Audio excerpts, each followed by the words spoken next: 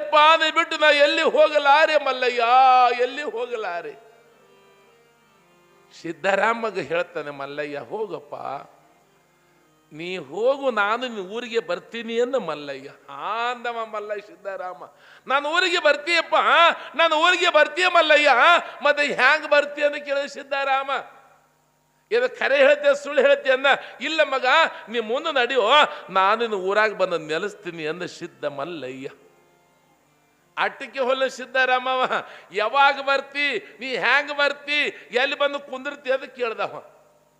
ಅವಾಗ ಹೇಳ್ತಾನೆ ಮಲ್ಲಯ್ಯ, ಮಗ ನಿನ್ನ ಊರಿಗೆ ನೀವು ಹೋಗು, ನಿನ್ನ ತಾಯಿ ನಿನಗಾಗಿ ಅನ್ನ ನೀರು ಬಿಟ್ಟು ಹಗಲು ರಾತ್ರಿ ದುಃಖ ಮಾಡಕತ್ತಳ ಮಗ.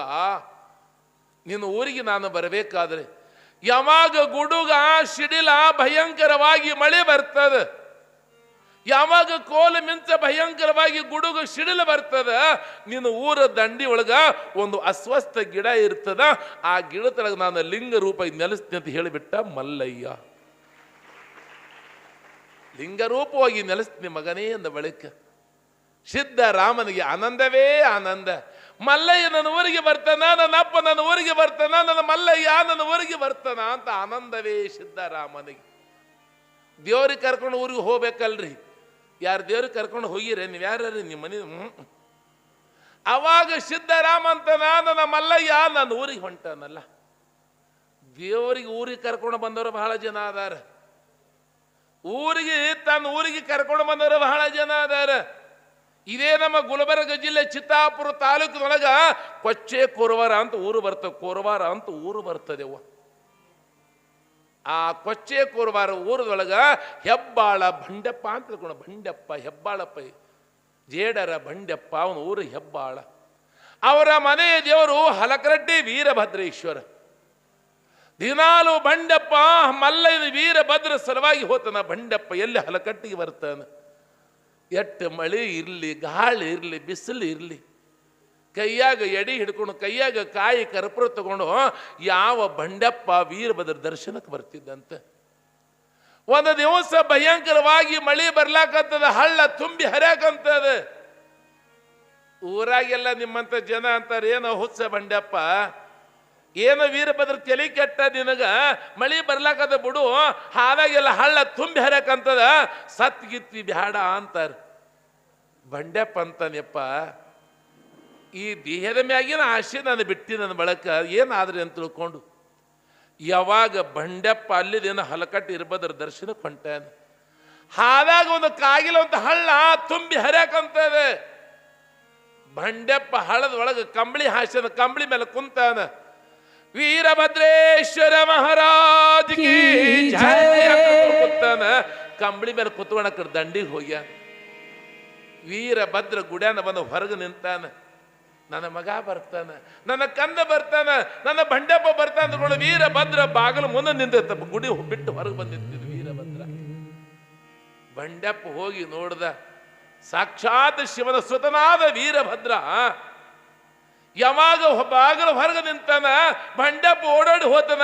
ಮೊದಲ ವೀರಭದ್ರ ಪವಿತ್ರ ಪಾದಕ ಹಣೆ ಹಚ್ಚಿ ನಮಸ್ಕಾರ ಮಾಡಿ ಹೇಳ್ತಾನಿಪ್ಪ, ಧನ್ಯನಾದೆ ನನ್ನಪ್ಪ, ಧನ್ಯನಾದಿಪ್ಪ. ಅವಾಗ ವೀರಭದ್ರ ಅಂತಾನೆ, ಬಂಡೆಪ್ಪ ಹಸಿವಾಗ್ಯದಪ್ಪ, ಹಸಿವಾಗ್ಯದ ಬಂಡೆಪ್ಪ, ದೌಡು ಊಟ ಕೊಡು ಅಂದ ಬಳಕ ಬಂಡೆಪ್ಪ ಊಟ ಮಾಡಿಸ್ತಾನೆ ವೀರಭದ್ರನಿಗೆ. ನಿನಗೇನು ಬೇಕಂತ ಕೇಳ್ತಾನೆ ವೀರಭದ್ರ ಬಂಡೆಪ್ಪ. ನಮಗ ಅದೇ ವೀರಭದ್ರ ಎಣಿಸಿದೆ ಕೇಳೋದೇತ, ನಾವು ಕೇಳ್ತೀವಿ, ಒಂದು ಮಟಕ ನಂಬರ್ ಕೊಡು, ಒಂದು 10 ಎಕರೆ ಹೊಲ ಕೊಡು, ಒಂದು ಚಲೋ ಮನಿ ಕೊಡು, ನಾ ಬೇಡ್ಕೊತಿದ್ದೆವು.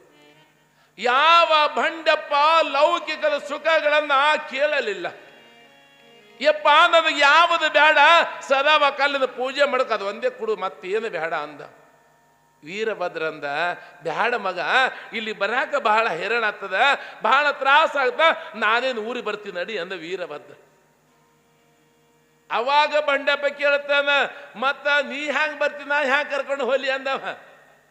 ಅವಾಗ ಹೇಳ್ತಾನೆ ಹಲಕಟ್ಟಿ ವೀರಭದ್ರ ಹೇಳ್ತಾನೆ, ಮಗ ಬಂಡೆಪ್ಪ ನೀ ಮುಂದೆ ಹೋಗು, ನಾನು ಹಿಂದಿನ ಬರ್ತೀನಿ ಅಂದ. ಮತ್ತು ನೀ ಬರೋದು ನನಗೆ ಖುನಬೇಕು ಅಂದವ. ಗಟ್ಟಿಯಾಗಿ ಕೇಳಬೇಕು, ದೇವ್ರು ಸುಮ್ಮನೆ ಬರ್ತಾನೆ, ಗಪ್ಪ ಹೋಗಬಾರ್ದು.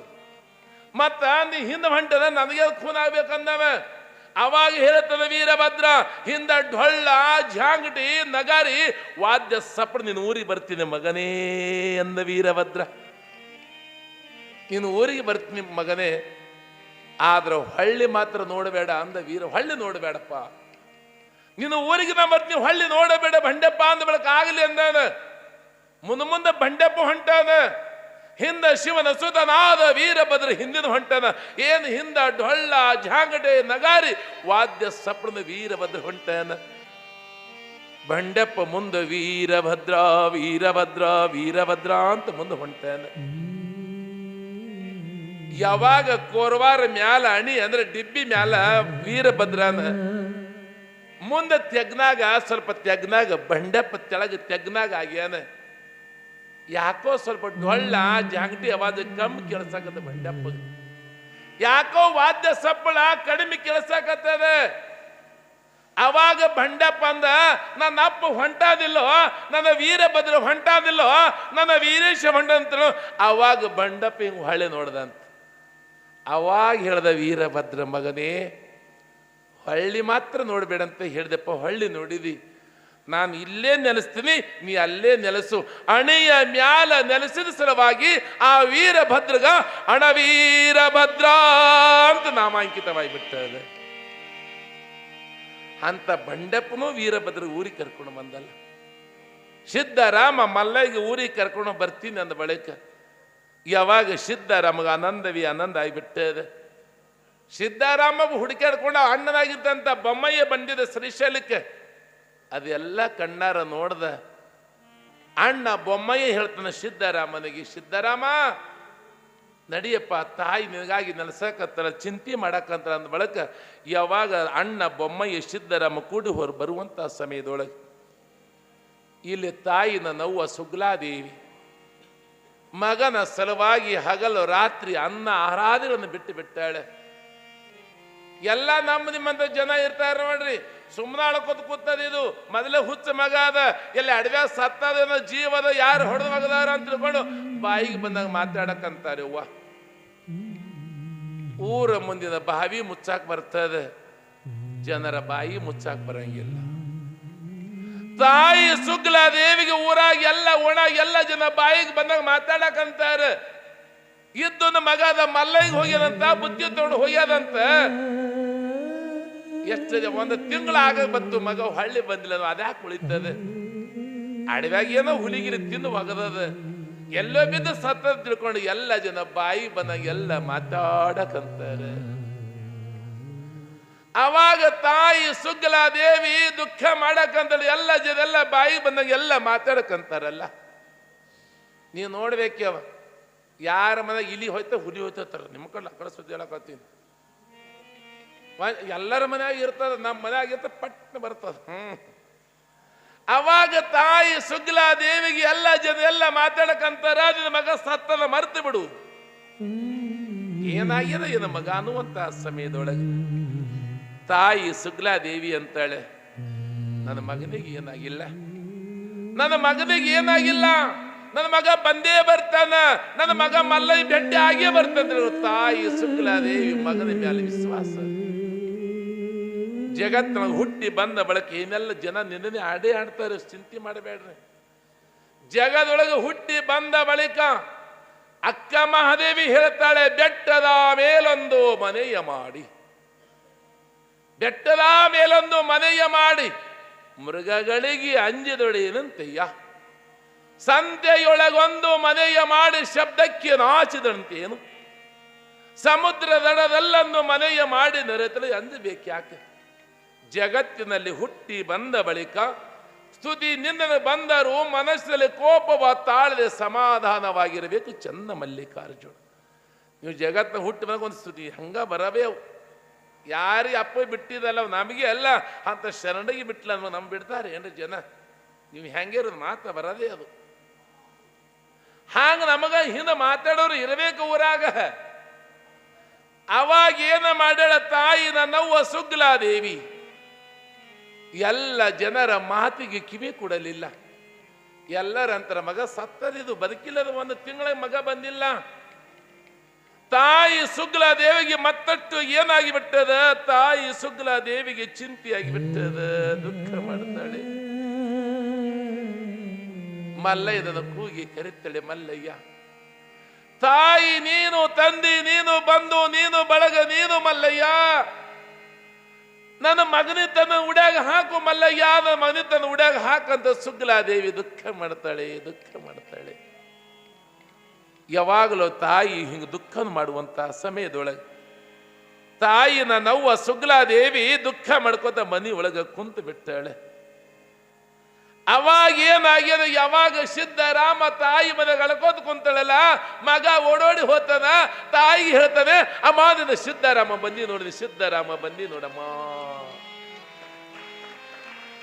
ತಾಯಿಗೆ ಆನಂದವೇ ಆನಂದ, ಪರಮಾನಂದ ಭರಿತಳಾದ ತಾಯಿ ಸುಗ್ಲಾದೇವಿ ಮೂಕನಿಗೆ ಮಾತು ಬಂದಂಗ, ಬಂಜೆಗೆ ಮಕ್ಕಳಾದಂಗ, ಕುರುಡನಿಗೆ ಕಣ್ಣು ಬಂದಂಗ, ಹೆಳವನಿಗೆ ಕಾಲು ಬಂದಂಗ ಎಷ್ಟು ಆನಂದ ಆಗಿಬಿಡ್ತದಲ್ಲಿ, ವಾ ಎಷ್ಟು ಖುಷಿ ಆಗಿಬಿಡ್ತದಲ್ಲ.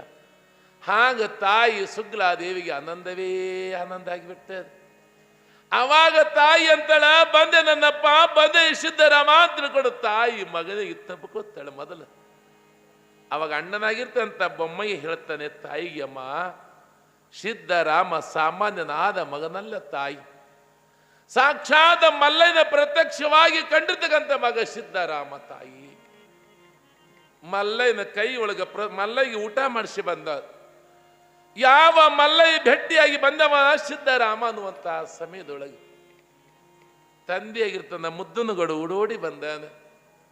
ಎಲ್ಲರೂ ಒಬ್ಬರಿಗೊಬ್ಬರು ಅಂತಾರೆ, ಎಂತ ಸಿದ್ಧರಾಮ ಎಂತ ಮಗಯ್ಯಪ್ಪ. ಅದಕ್ಕೆ ನಮಗೆಲ್ಲ ಇಲ್ಲಿ ಏನಾಗಿ ಸೊಲ್ಲಾಪುರ ಗ್ರಾಮದೊಳಗೆ ಸಿದ್ಧರಾಮಗೆ ಏನು ಮಾಡಿದ, ಎಲ್ಲ ಜನ ಎಲ್ಲ ಒಂದು ಸವನ ಮಗನಿಗೆ ಮೆರವಣಿಗೆ ಮಾಡ್ತಾರೆ. ಕುಂಭ ಕಳಸ ಬಾಜ್ಯ ಭಜಂದ್ರು ಸಿದ್ಧರಾಮನಿಗೆ ಭವ್ಯವಾದ ಮೆರವಣಿಗೆ ಮಾಡ್ತಾರೆ. ಸಿದ್ಧರಾಮನಿಗೆ ನಮಗೆಲ್ಲ ದೇವರು ನಂಬಲ್ಲಿ ಅದಾನ, ಪರಮಾತ್ಮ ಎಲ್ಲಿಲ್ಲ. ಅದಕ್ಕೆ ಹೇಳ್ತಾರೆ, ಎಲ್ಲಿ ಹಾನ ಪರಮಾತ್ಮ ಎಲ್ಲಿ ಹಾನ. ಸಿದ್ಧರಾಮನ ಬಲ್ಲಿ ಮಲ್ಲಯ್ಯ ಅದಾನ, ಭಗವಂತರ ಪರಮಾತ್ಮ ಶರಣರ ಬಲ್ಲಿ ಅದಾನ. ಮತ್ತು ನಮ್ಮಲ್ಲಿ ಹಾಕಿಲ್ಲ ಅಂದ್ರೆ ಚುಲ್ಲ ಮಾನವರೆಲ್ಲ ಗಿಲ್ಲ ಮಾಡಿದ್ಕೊಂಡು ಕಲ್ಲಿಗಿಂತ ಕಲ್ಲಾಗಿ ಕೂತಾನ. ಎಲ್ಲಿ ಹಾನ ಪರಮಾತ್ಮ ಎಲ್ಲಿ